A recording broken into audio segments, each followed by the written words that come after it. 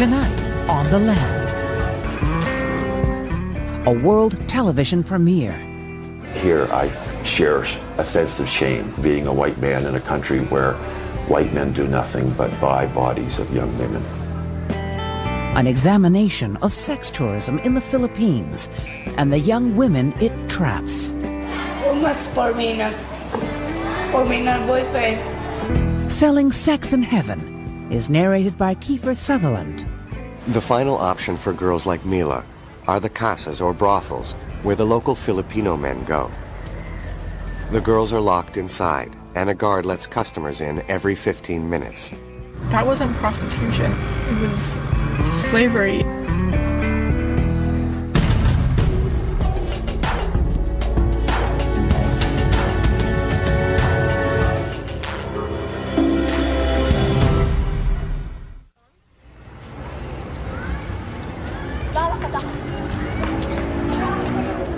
When I first met Mila, I observed her, she keeps on roaming around along Fields Avenue.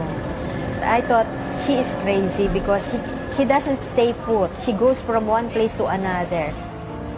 Then I found out that she is just too friendly, that she wants everybody to be her friend. Well, actually, I was sitting taking a rest in the Fields Avenue area, and she approached me. And she immediately sat down beside me and started becoming very affectionate. She had her head on my shoulder and her arm around, and she just seemed so vulnerable. She was so small and so tired.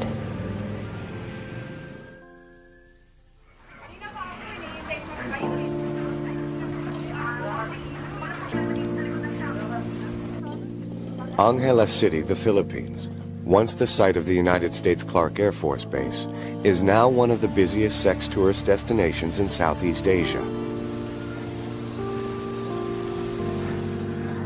Men come from all over the world for some male bonding, cheap beer, and even cheaper women.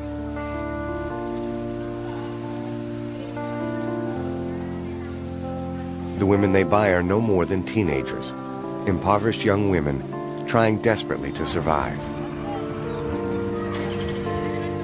The men may be young or old, attractive or not. It's irrelevant. In the Philippines, their money makes them kings.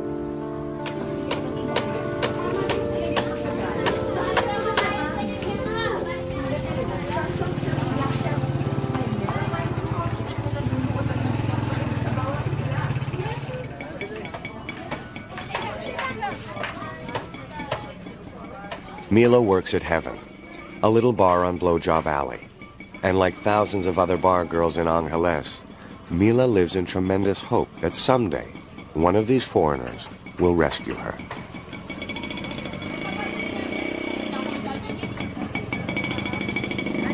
Pwede mong sabihin ngayon sa akin kung ano ang pangalan mo? Mila. Mila. Mila ano? Zamora. Zamora. Yung ba yung talagang pangalan mo? Okay. Saan ka nanggaling? Anong probinsya ka galing? Saan probinsya ka galing? Sa Pangasinan. Pangasinan. Parehas kami. Saan? Dito. I do some interviews with the women, and then of course as the start of organizing them, you do some chatting with them, so that getting to know each other, so that they will be able also to know me and familiarize my face and who I am also, what is my role there, why am I there. Anong oras ka daw pumapasok? Dati, alas 10. Alas 10 ng umaga? 10 o'clock the morning. Hanggang anong oras? 10 o'clock the morning. Come back 4 o'clock. 4 o'clock in the morning also. You come home at 4 o'clock in the morning. Okay. Who is this? Boyfriend. Boyfriend from? America. America. Where did you meet him? Alan. Alan. Si Alan, come on. This is Alan. Up to now, boyfriend mo pa rin siya ngayon. I come back December. He will come back in December. And this is you.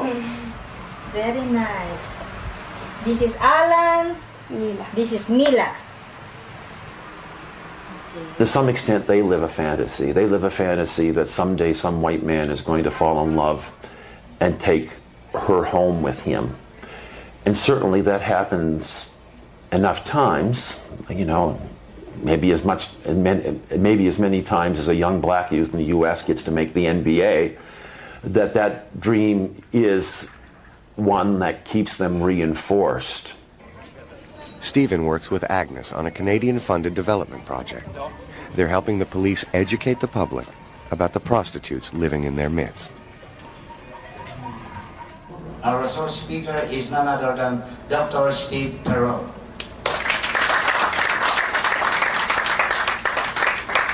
I'm involved in this project, Sex Trade in the Philippines, in Angeles City, in my role as a psychologist at Mount St. Vincent University, and also because I spent 10 years as a police officer in Halifax Regional Police. I think one of the ideas was that in a society like the Philippines, which is still quite hierarchical, it was important to have somebody who would have some credibility with the male police officers, to lend some extra credibility to the project. To provide, I think, maybe a different image of foreign men than they're used to. Also working with Stephen and Agnes are project interns Jessica and Angela. Fresh out of university and full of idealism, they're going to change the world. Since I've been here, I've just wanted to make, have this big dream of making some kind of macro level change and changing the lives of not just individual women, although it's nice to have a rapport with them and have individual relationships with them, but to make a bigger change to affect all of the women. And however unrealistic that is, I think it's really necessary for my state of mind to think that I can in some way help with a big change that can happen here. I wanted to become an intern because my degree is International Development Studies, and I've always been fascinated with traveling with new experiences and dealing with new cultures. My main goal of the job is to interview as many of the women as possible and do it in a light that they trust me. I find it very important to build up that trust and build up a friendship.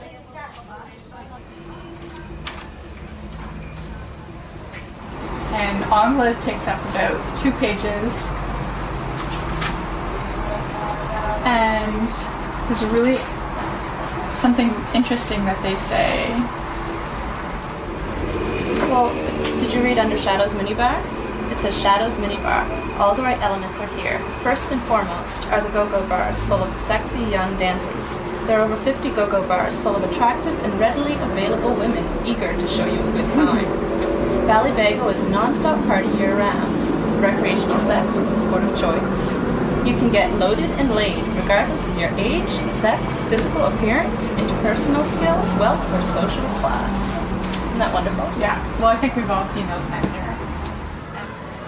A lot of the customers that I have been able to talk to, I've been very disturbed by talking to them.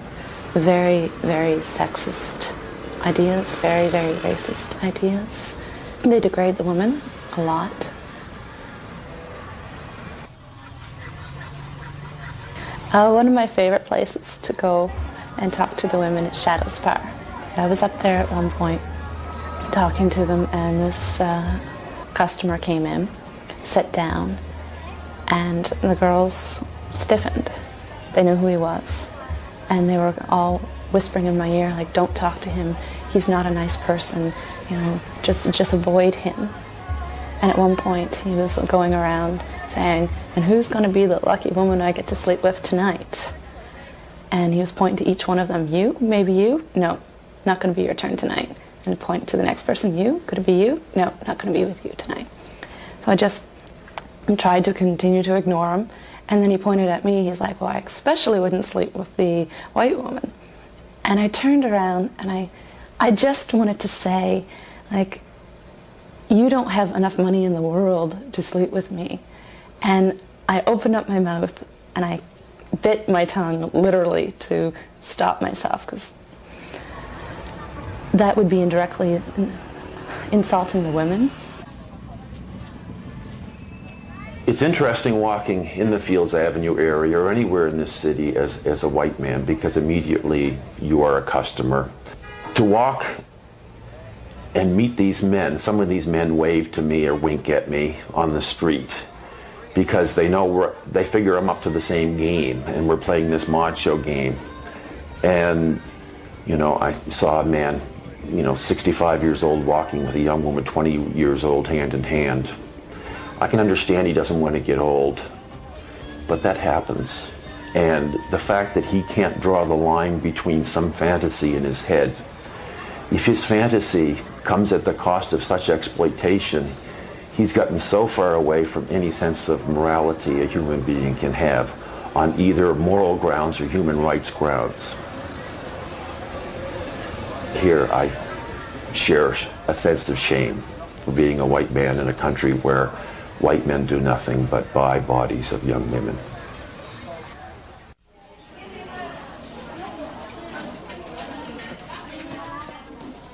The first time I met Mila, I was walking down East Santos, and she just started walking with me. I was curious. And I see her a couple times a week, and she's so friendly and so loving. Sometimes I'm wondering, like, why is she so friendly? Is it because she doesn't get enough general affection? Is the only affection she's shown connected with people buying sex, and she's not worried about that with me? She knows that it's not going to be an exploitative relationship. When she first met Steve, she was very shy. She wouldn't even look him in the eye. And then she got used to him very quickly and realized, no, he's a friend. Buying sex is not the reason he's here. And now she just loves him. She'll run up and give him a big hug that's the same as with me.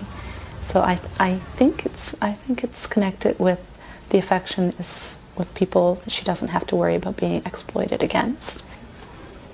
Meron ka bang na amit na foreigner na salbahe? Meron ibang aso, ibang mabait, ganun. You know, when she works in the Duke of York, she was forced, even if she's sick, she was forced to go to the customer. Then what happened? Napabagot ako. Napabunot ako. Sabi ng kamo, marunong ka mag-lucha. Sabi ko, no. Sabi ko, I don't like. Sabi niya, bongbong. Inyong ako, nang galaw niya ako. Siya nang nabarfay na ako. Umuwi ako aircon. Namamatay na ako. Sabi niya.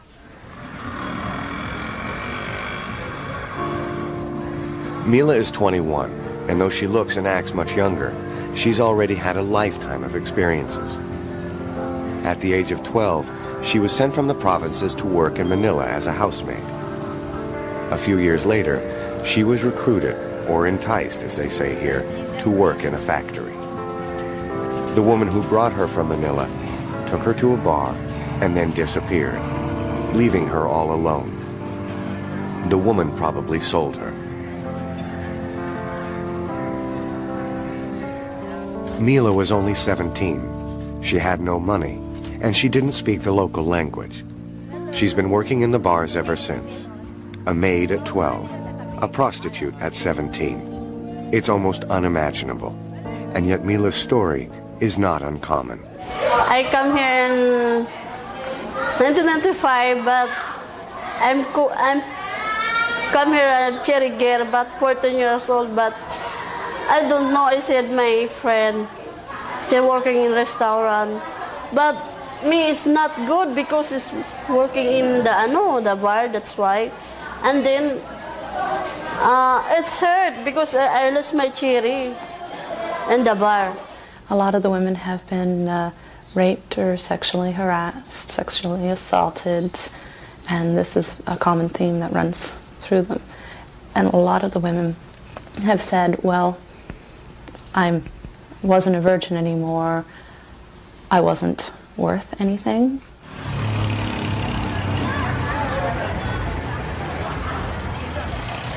You know, in the Philippines, we have this patriarchal system wherein we look up on the men while women are just the second-class citizen. That's why if the man goes to the bar, it's even, you know, an ego for them, you know, because they are really this macho, you know. They prove themselves that they are really man.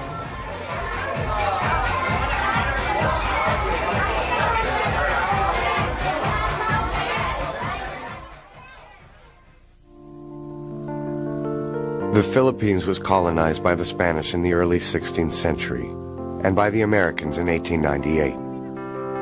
Filipinos joke that they've had 400 years in the convent and 100 years in Hollywood.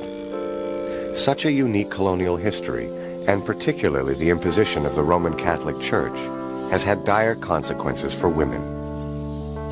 Family planning is discouraged, and women are judged by their marital and virginal status. Men are free to pursue mistresses, prostitutes, or so-called minor wives with impunity.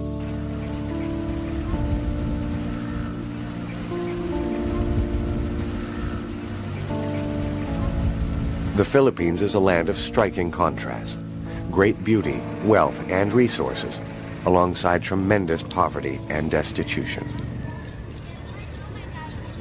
I think the girls become bar girls because they have no choice. You know, if their choice is to live in extreme poverty or be a bar girl and make money, that's not a choice. And they do it because they need to survive and their families need to survive. And there's no social security net. If you don't have the money, then you starve.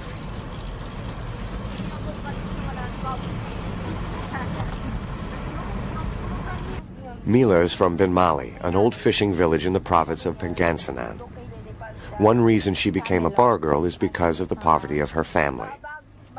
She is the fifth of 10 children and only went to grade 6.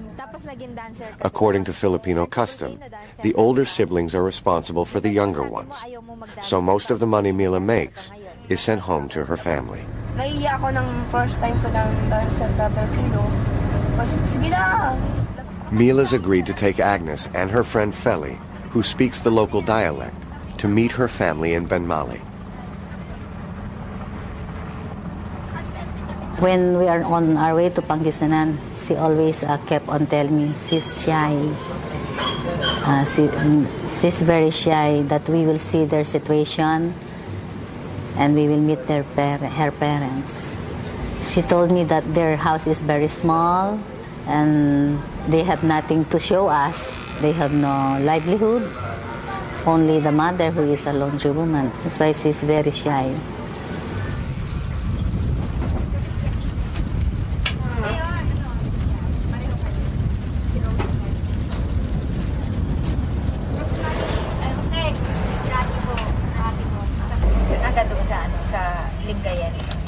Quatro. Ilan kayo nakatira dito? Balakin kami ng 14. 14. Isa dit, kuya ko dati. 14 people lives here. Yeah, 14.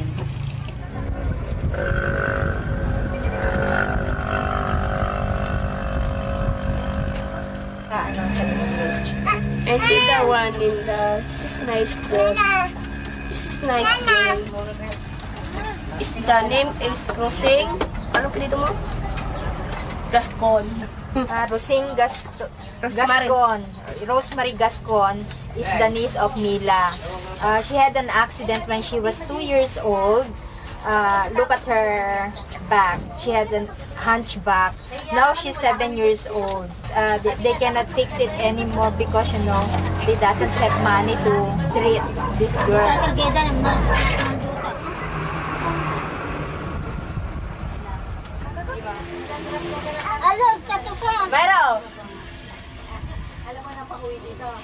I think before, the father was working as a helper in the fish pen.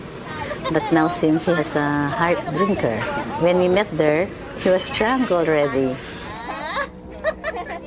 Bukas po, ilang taon sa akin? Tapos 50 na ako. 53! Nire-remembrance kami sa'yo. Babalik kami sa Mayo. Balik po kami. Pasensya na kayo. When we saw their situation, we'll just, it's a pity. There was a time when she went home with her boyfriend and she introduced him to the mother. He's also a foreigner, an American. But when he saw their situation, they parted. Maybe some foreigners thought that if you have a big family, you have to support them. Especially in the case of Mila, they are very poor.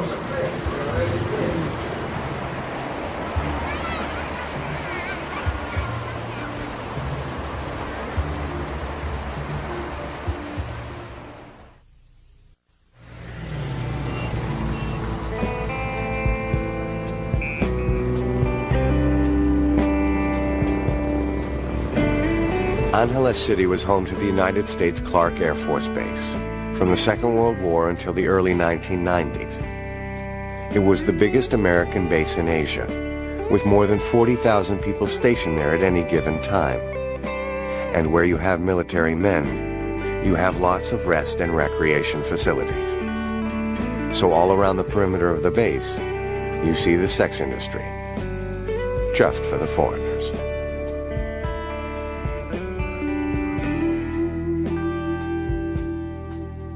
Mount Pinatubo erupted in 1991, devastating Angeles City and the surrounding areas. The Americans abandoned Clark, but left all the infrastructure behind. The airstrips, living quarters, a state-of-the-art hospital, and of course, all the bars. Australians, retired Americans, and other Westerners bought up all the bars by marrying Filipino women. Military prostitution was quickly replaced by sex tourism on Fields Avenue.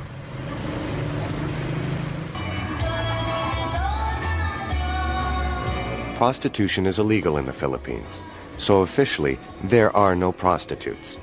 The women are called dancers, waitresses, hospitality workers, or GROs. Guest relations officers. The girls don't have Johns, they have boyfriends. They don't go out on tricks, they are bar fined.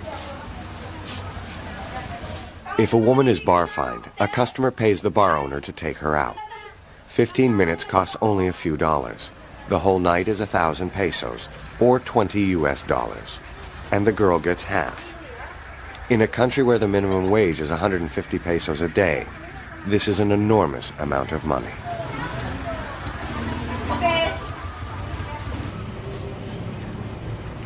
Another piece of the infrastructure left behind by the Americans is the social hygiene clinic.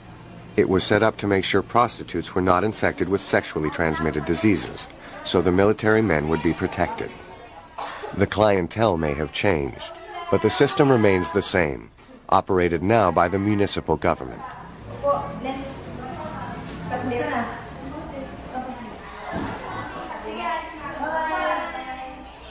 Mila and the other 3,000 bar girls in Angeles are checked weekly for infections.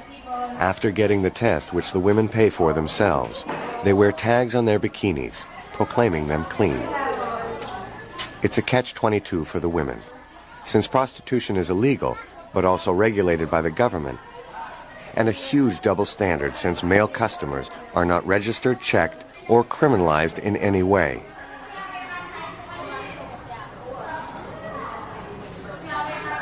Though customers may think they're protected, the women are not treated for STDs systematically and are only rarely tested for HIV. The Philippine government claims only 1,800 people in 20 years have tested positive for the virus. Human Rights Watch, however, predicts an explosion of HIV/AIDS in the Philippines, since the government has impeded access to condoms and cut funding for sex education because the Catholic Church opposes both.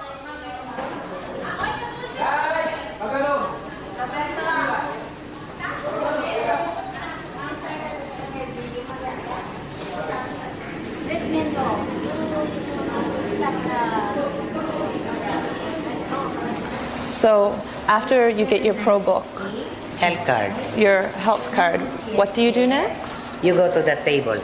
And what do you do at the Then table? to know who you are, and then you are submitting for a smear. So what are all these metal cold-looking instruments? This instrument wherein the sticker, wherein they put it to the girl to find it out. So there's a whole bunch of them? Yes, whole bunch of them. And is there only one girl in this room at a time, or is there a few No. waiting? Or They fall line there, then one by one they sit here. So at home, when women go for pap smears, it's a very personal, private. Yes. So there's not the same privacy here. There is no pap smear here. This is only smear. The smear. The pap smear is you only and the next day. That's it. So the difference between a smear and a pap smear? There is a difference of smear and pap smear. Because the smear is only where they look for if you have some venereal diseases. Now the pap smear is general cleaning. General cleaning if you have something like, for example, cyst, something like that. So the smear, it's just a quick smear. This quick smear, especially the virgin. You said there's cherry girls, virgins who come here every week as well. Friday. So why do virgins who are working in the entertainment industries have to get a smear every week? Well, it's like this. We have a problem of virgin girls telling us that she's a virgin. Now some guys like virgin girls. They say, okay, I will marry you if you're a virgin, just tell me the truth. So we will protect the establishment and the floor manager, that's the truth. Now how I will know that you are a virgin or not? That is the main reason. Now another reason is that all girls who work in the entertainment industry, especially in the tourist bed, even if you are virgin or not virgin, you have to submit for a medical checkup. So is this set up partially or fully to protect the customers? Yes, of course. Because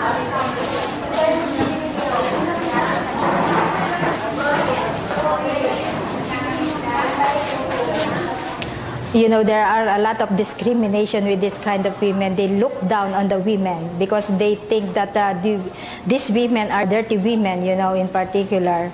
And, you know, because, you know, you keep on going from one man to another, and they look like Mary Magdalene. I'm not sure what to say to them when they tell me that they're raped by their father when they're 12. I'm not really sure how to react when they say that the worst thing about working in the bar fine is that you don't know the person. You may end up being killed. Miss my boyfriend. She like Billy Boy, bakla. She like shirt tie. She like Everything. everything you like. She like me. She said, kill me or must. She killed me. She killed me. My friend. You must cap for me. It says, no sleep for me. Oh, must 5 o'clock. She like, oh, must kill me. Oh, must shoot in the back. Oh, must crying. Oh, must cry for me. It's hurt. Really hard for me. Hard. Oh, must. Oh, must for me na boyfriend.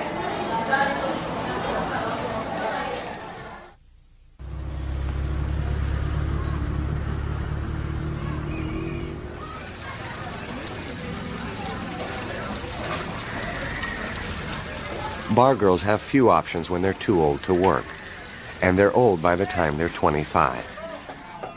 Most end up in squatter communities, living in extreme poverty, with their Amerasian children, half Filipino, half foreigner.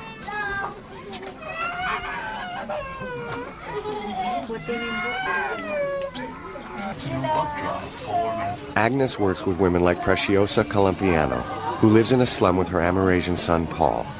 Paul's father was an American pilot who abandoned them more than 20 years ago. You and Migas. How long ago was this? How long ago did you graduate? 3 years na. 3.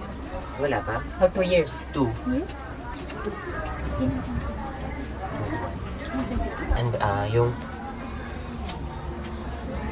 paninira na yung Paul struggles to find the English word to describe what Amerasians like himself need as a result of being abandoned by their American fathers. payapa, komportable.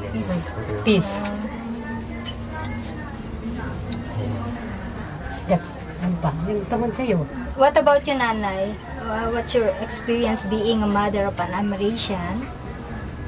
Do you have any experience being a mother of the Amerasian? Do you encounter some, I don't discrimination? Hindi. Now, how do you spend your life? Working hard. Yeah. So that they can get an income for our daily needs. Sacrificing too much to make my son big. That's all.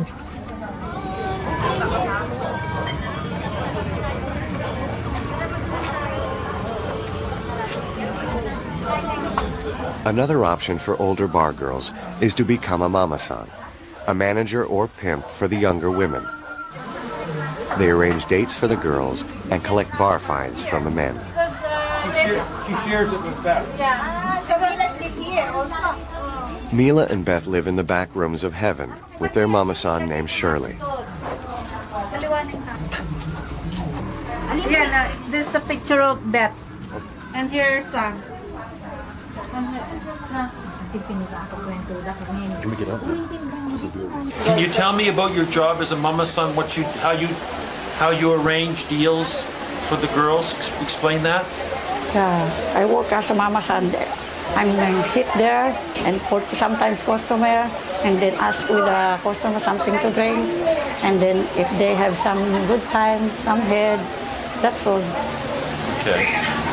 So if they come here, they get mostly head here? Yeah, mostly the head. Okay. Why would a customer come here rather than Fields? What would be the difference? I think that's big different. Some in Fields Avenue,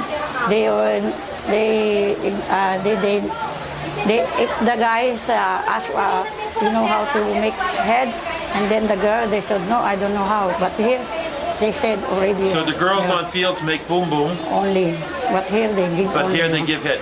When one of your girls is bar fined, where do they go to have sex? Sometimes in the hotel. Okay. Ever back here in the rooms? That's not what this is for. Okay.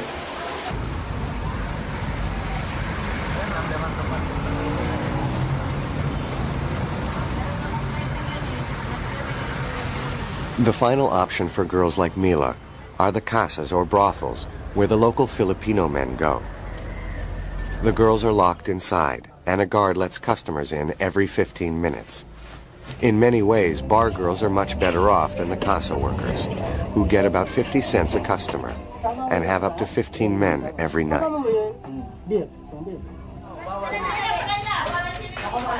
The Philippine National Police have just rescued 17 girls from a casa. All were tricked into coming to Angeles by recruiters in the provinces.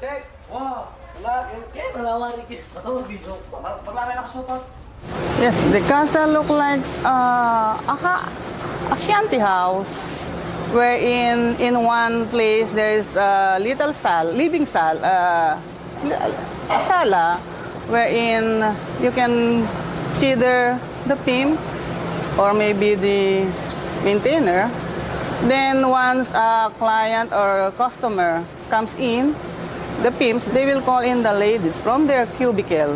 And then they will line up there for the client to choose who will be his sex partner inside the cubicle. Once the lady was chosen, they'll go inside her cubicle and then that's it.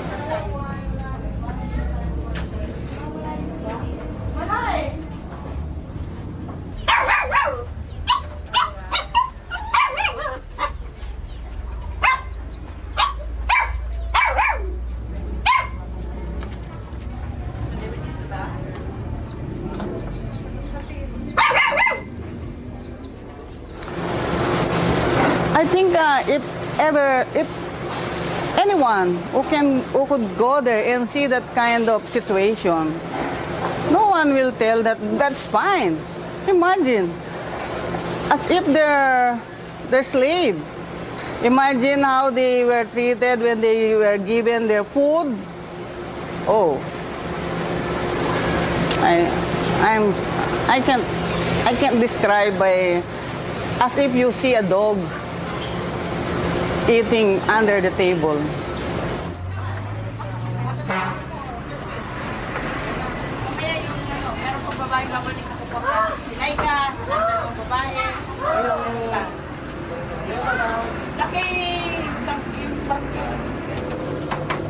I guess the most disturbing thing is the trip into the casas. To go into the catacombs or the bowels of these casas, which are ugly enough to begin with, and you just go further and further back and you see young women, 2 of them living on a little cot on a piece of concrete, and to know that even in the middle of the night, if one of them's called upon to perform a sex act, she has to give up her bed to let this go on. To recognize that there is no way out of there, that you could be born, live, and die in those catacombs, and that is very disturbing. I don't think that many can even visualize how gut-wrenching being in there is. How long have you lived here?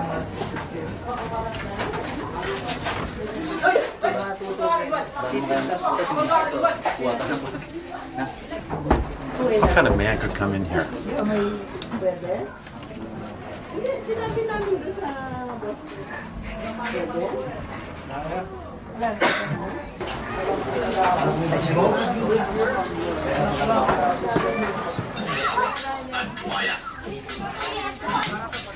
How old are you?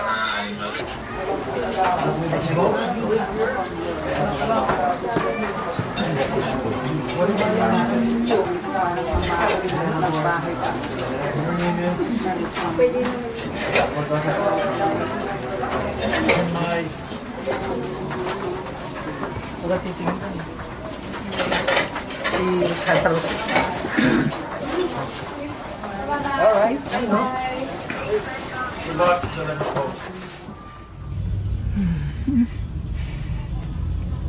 I've never felt so sad to be a woman.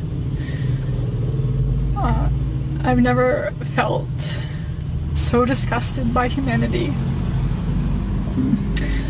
To see these girls living in rooms that were no bigger than 8 feet by 4 feet, 2 to a room, living there 24 hours a day with nowhere to go, was disgusting, and I felt sick to my stomach, and I wish I could have thrown up so that people would have known exactly how disgusted I was.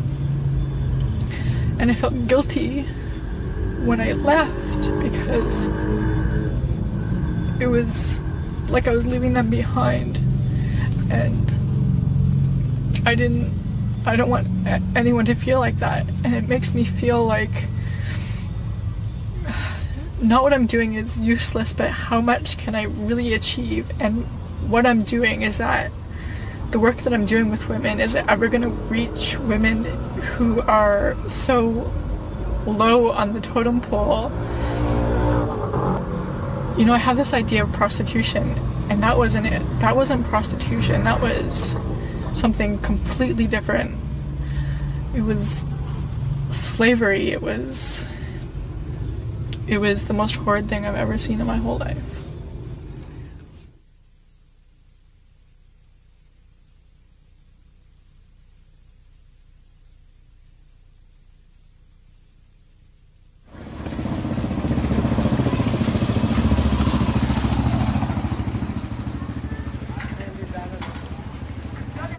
So how will Mila's story end? Will she become a mama-san? A poor mother of an Amerasian? A casa worker? Or will she be one of the lucky few to escape with a foreigner?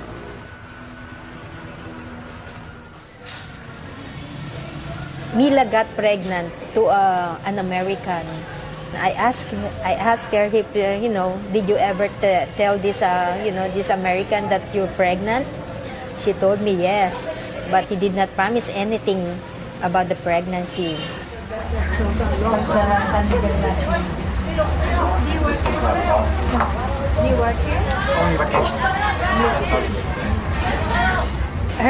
Her hopes is to get another foreigner to give her a good future.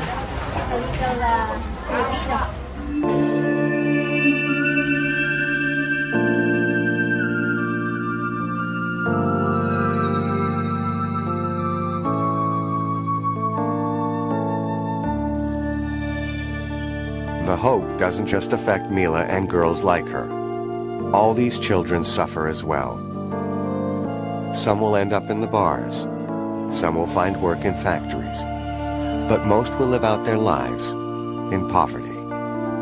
Apa, dito, follow siya. Right?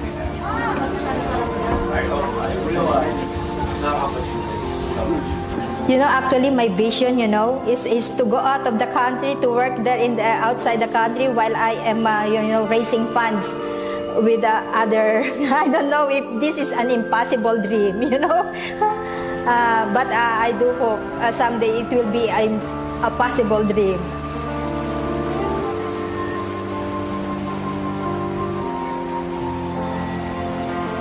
Before, Mila is hoping that Alan would marry her. But now, when she got pregnant, because maybe she's a little bit desperate, she's not hoping that anymore.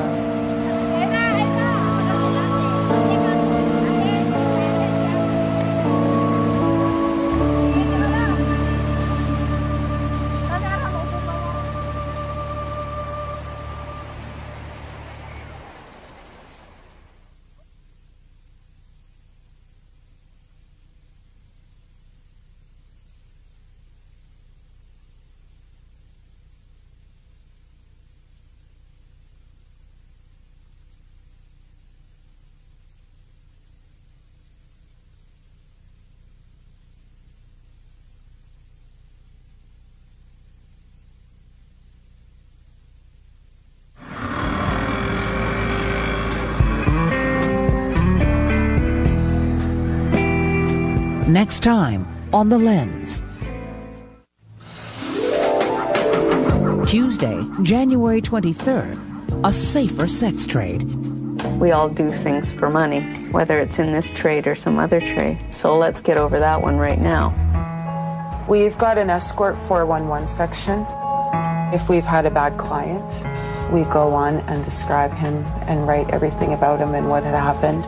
Exploring the lives of two upscale sex workers in Vancouver. In contrast with a former street prostitute's experience of the dangers of the business. In a city where a man stands trial for the murder of 26 women, most of them in the sex trade. You don't go stay on the street out here and go become the next Pamela Anderson. You stay on the street out here and you end up dead. You see girls, like laying in back alleys. You hear about the stories of girls getting chopped up in dumpsters. It's not a glamorous lifestyle down here. That's A Safer Sex Trade, Tuesday, January 23rd.